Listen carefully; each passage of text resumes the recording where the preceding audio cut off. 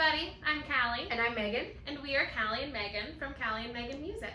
We're both really excited to be here and to be reading a virtual bedtime story for Marion County Literacy Council.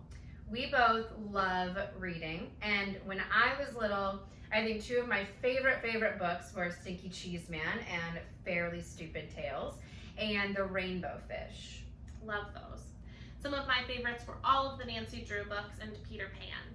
Another one of my favorites back when my mom used to read me bedtime stories was Yoko by Rosemary Wells, and that's the story that we'll be sharing with you today. I'm very excited. I've never heard this before. I think you're really going to like it, Megan.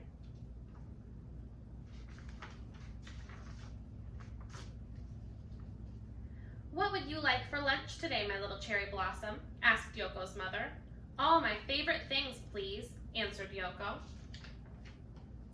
Yoko's mother spread steamed rice on a bamboo mat. She rolled up secret treasures inside each piece. Then she packed it all in a willow-covered cooler. Have a wonderful day at school, my little cherry blossom, said Yoko's mother. I will, answered Yoko. Yoko said hello to all her friends. Everyone in Mrs. Jenkins' class sang the Good Morning song. At noon, Mrs. Jenkins rang the lunch bell. Lunch boxes out and open, please, boys and girls, said Mrs. Jenkins. Timothy unwrapped a peanut butter and honey sandwich. Valerie had cream cheese and jelly. Fritz had a meatball grinder. Tulip had Swiss cheese on rye. Hazel had egg salad on pumpernickel. Doris had squeezed cheese on white. And the Franks had Franks and beans. Yoko opened the willow-covered cooler. Inside was her favorite sushi. Tucked in the rice rolls were the crispiest cucumber, the pinkest shrimp, the greenest seaweed, and the tastiest tuna.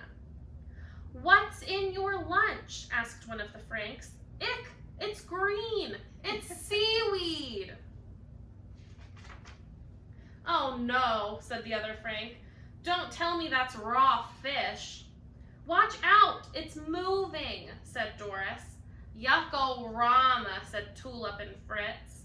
Valerie blew the playtime whistle. Everybody out, said Valerie.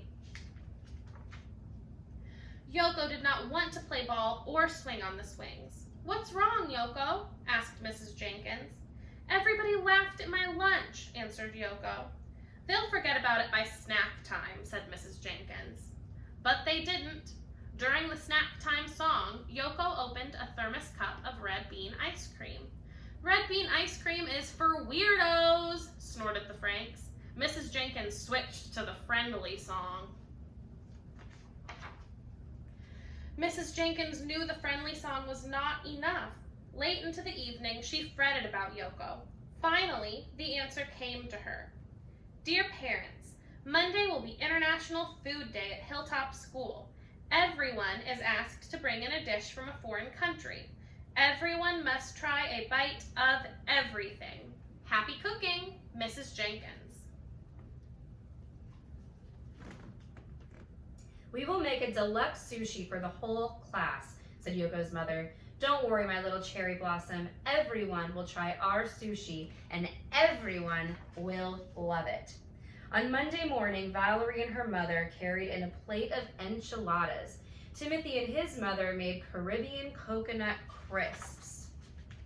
Hazel brought Nigerian nut soup. Harry brought Brazilian nuts. Doris brought Irish stew. Tulip brought potato knishes. Monica brought a pitcher of mango smoothies. Fritz brought spaghetti. Big Frank cooked up a big pot of Boston Franks and beans. Good old Franks and beans. At noon, Mrs. Jenkins rang the lunch bell and everyone sang the Clean Hands song. What does International Food Day mean to us, boys and girls? Asked Mrs. Jenkins. Try everything, said everybody. When Valerie blew the playtime whistle, there was not a nibble of nuts or a sip of smoothie left, but no one had touched even one piece of Yoko's sushi. Yoko sat under the learning tree. Suddenly, she heard the clickety-click of chopsticks. It was Timothy. He was still hungry. Let me show you how, said Yoko. Timothy polished off the rest of the crab cones his own way. "Can we have sushi again tomorrow?" he said. "I'll ask my mother," answered Yoko. During the school bus song, Timothy found a coconut crisp in his pocket. He gave it to Yoko. "It's even better than red bean ice cream," said Yoko. On the bus, Timothy and Yoko made plans to push their desks together and open a restaurant the very next day. And they did.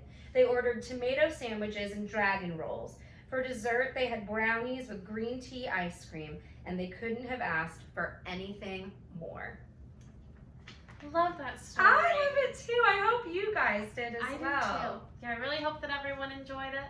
Thank you so much to the Marion County Literacy Council for all that you do and for inviting us to participate and read a great bedtime story tonight. Have a good night, guys. Have sweet dreams.